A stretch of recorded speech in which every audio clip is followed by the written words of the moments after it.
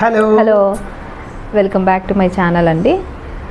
ఈ వీడియో చేయడానికి రీజన్ ఏంటంటే, నిన్న వీడియోలో చెప్పాం కదా మా ఇంట్లో క్యాట్స్ ఉన్నాయి, వాటిని క్యాట్స్ అడాప్షన్ సెంటర్కి అయితే ఇచ్చేస్తున్నాము. అసలు అవి మా ఇంటికి ఎలా వచ్చినాయి, ఎన్ని రోజులు ఉన్నాయి, ఎందుకు మేము ఇవ్వాలనుకున్నాము అనేది నెక్స్ట్ వీడియో చేసి పెడతానని అన్నాను కదా. సో అదే ఈ వీడియో అనమాట. సో అది ఆ క్యాట్ని అయితే ఎవరు పెంచుకోవట్లేదండి. ఇలాగే స్ట్రీట్లో తిరుగుతూ ఉంటుంది. మేము వచ్చిన తర్వాత ఇక్కడికి ఫుడ్ కోసం వస్తూ ఉండిందండి. అట్లా అది ఒక 4 months వచ్చింది. ఫుడ్ పెడతా ఉంటుంది. అది ప్రెగ్నెంట్ కూడా అయ్యింది. తర్వాత 3 months తర్వాత ఎక్కడో డెలివరీ అయిందనమాట. సో ఒకరోజు ఎంటీ స్టమక్తో వచ్చింది. సో ఇది ఎక్కడో డెలివరీ అయింది, పిల్లల్ని ఎక్కడో వదిలేసి వచ్చింది అని చెప్పి ఫుడ్ పెడతా ఉంటుంది. తర్వాత 4th day నేను ఇలాగే కిచెన్లో వర్క్ చేసుకుంటా ఉంటే డోర్ ఓపెన్ చేసుకొని అది సడన్గా వాళ్ళ పిల్లల్ని ఒకదానికి తర్వాత ఒకటి పట్టుకొని వచ్చి కరెక్ట్గా మా బెడ్ కింద కాట్ కింద పెట్టేసింది.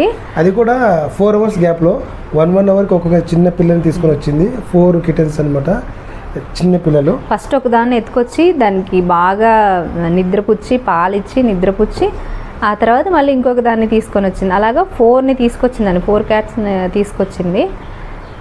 సో ఇలాగ 1 month బాగానే ఉన్నాయి. అవి చిన్నపిల్లలు కాబట్టి అవి ఎక్కడ యూరిన్ పాస్ చేయడం కానీ పీ చేయడం కానీ అలా చేయలేదు. అన్నీ వాళ్ళ మదర్ క్యాటే చూసుకుందనమాట.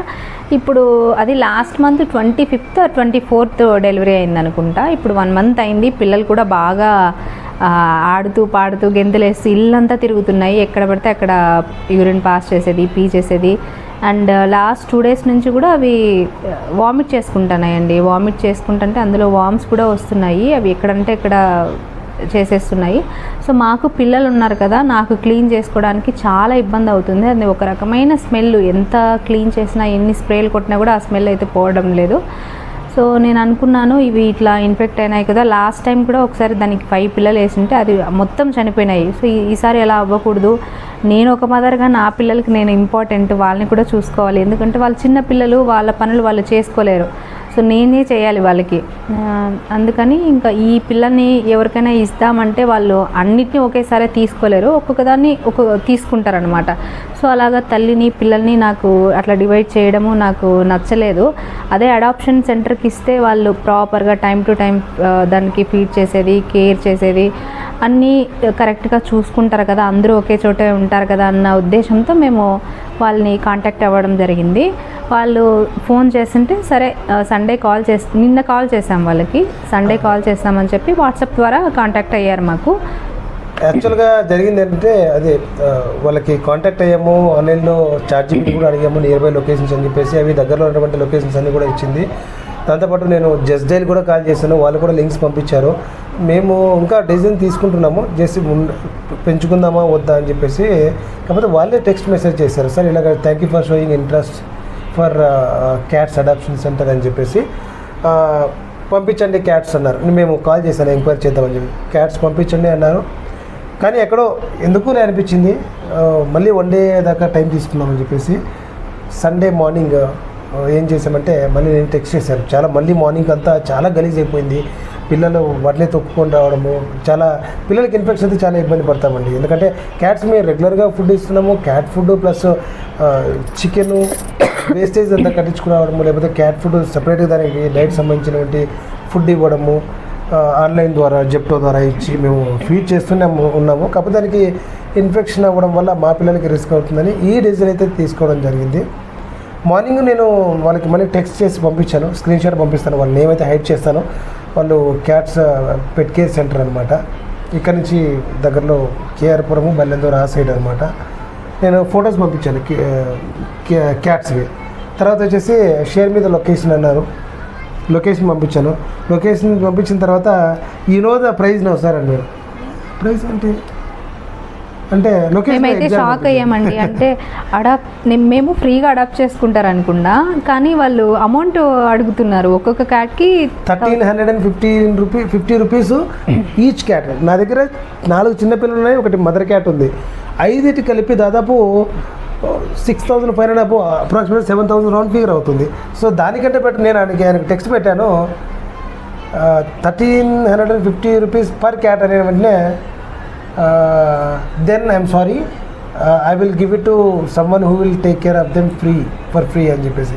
ఎవరైనా ఊరికే అడిగితే ఇచ్చేస్తాను, అంతేగాని డబ్బులకైతే ఇవ్వను. మేము మీకు లేదా మేమే ఉంచుకుందాం అనుకున్నాం, పోనీలే అవి ఇంకొక 1 వీక్ 2 వీక్ ఉంటే ఇంకా పెద్దవి అవుతాయి కదా, సో బయటకు వెళ్ళిపోతాయిలే, మనం ఫుడ్ పెట్టచ్చు బయట, ఇంట్లో అయితే ఉండవు అని అనుకున్నాము. బట్ అది ఏమైందో ఏమో తెలియదు. అవును, ఆ మదర్ క్యాట్ వీళ్ళని ఎందుకు ఇంతగా బాధ పెట్టడం, మా వల్ల చాలా ఇబ్బంది పడుతున్నారు, వీళ్ళని ఇబ్బంది పెట్టకూడదని అనుకుందో ఏమో మనకు తెలీదు. ఉన్నట్లుండి ఇప్పుడు అవును ఈవినింగ్ వాళ్ళ బేబీస్ని ఒకదాని తర్వాత ఒకటి తీసుకొని ఎటు నుంచి అయితే వచ్చిందో అలాగే వెళ్ళిపోయింది బేబీస్ని తీసుకొని. మాకైతే ఒక సైడ్ చాలా బాధగా ఉంది, ఒక సైడ్ సర్ప్రైజ్గా కూడా ఉంది. నిజంగా దీనికి మన మాటలు అర్థమయ్యాయా అని చెప్పి. మా పిల్లలు అయితే చాలా ఏడుస్తుందండి పాప, తీసుకుపోతుంది క్యాట్స్ మళ్ళీ రావు అని చెప్పేసి.